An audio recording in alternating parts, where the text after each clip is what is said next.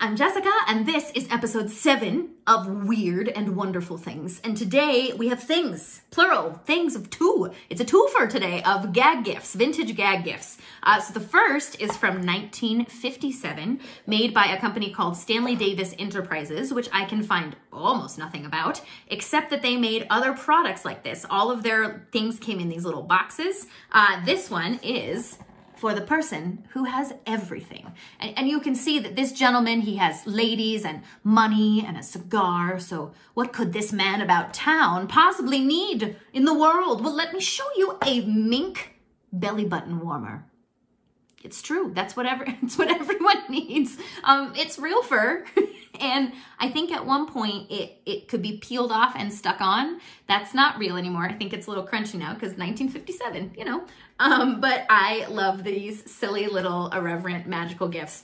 They had other little gift sets. One was for a honeymoon kit. One was for the possibility of an embarrassing bathroom situation. You can look up and see a few of the things they found. I found 6 or 7 of them. Just silly, fun little gag gifts. I wish I knew more about the company. So if you know something about them, send me a message. The second one is from 1977, and on the box it says it is an original from Christopher's Hand, which is another company I can find almost nothing about, except that they were in Ohio, I think. This is called the Diet Fork, a new twist in weight control. A diet fork looks a little something like this. So it's a flat fork that's just been sort of curled around. This one has been engraved, which feels kind of mean to me, but I don't know what the joke was, so, you know, not in on it. On the back, it is a W.M. Rogers. It's silver plated. W.M. Rogers makes a lot of flatware and silver things, so it is actually marked. It's a nice fork, conversation piece, and although it does not pick up food, it does bring us a snack today in the form of the owner's manual. And if you'll allow me, I'm going to do a little reading. Because this thing is magic. So, here we go. A note from the designer. Your diet fork has been carefully designed not to pick up food. We could have just offered you a handle, but that would be silly. Since it doesn't do anything, we feel the least we could do is make it beautiful. It is fine quality silver plate, and as you will notice, has a pleasing appearance. It does. So we carry your diet fork with you at all times. The diet fork is really great. It leaves the weight right on the plate. So a slogan for you to carry with you for your day. Do not be coerced into using any other fork. Some hosts will try to talk you into using a regular fork. Resist. Traditional forks have been around for a long time, and they tend to have minds of their own.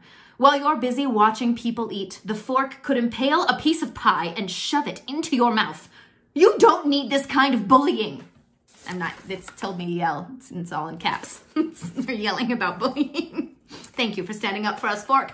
Talk to your diet fork. It will take your mind off food. Since your hosts are no longer speaking to you, talk to your diet fork.